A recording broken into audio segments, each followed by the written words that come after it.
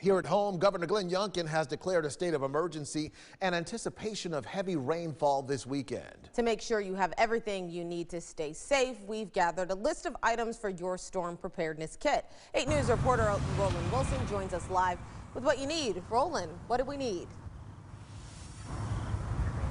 Well, Eric, Deanna, even though we won't see the effects of Hurricane Ian until this weekend, government agencies across the Commonwealth say it's never too early to prepare your safety kit no matter where you live.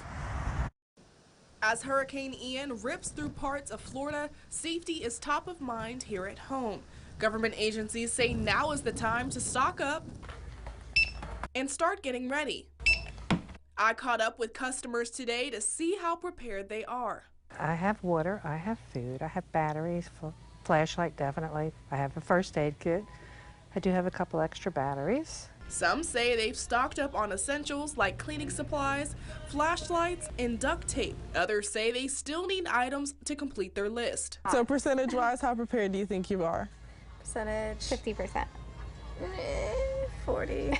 According to the Virginia Department of Emergency Management, planning and preparing before hurricane strikes can help you manage the impact of high winds and floodwaters. Which is why now is a good time to gather the supplies you need before the storm comes. So today I grabbed my cart and went aisle by aisle, grabbing items, checking my list, and checking it twice to make sure I had everything I needed to prepare a kit. The Virginia Department of Health says this will not only help you get through a storm, but through the possible recovery period that follows.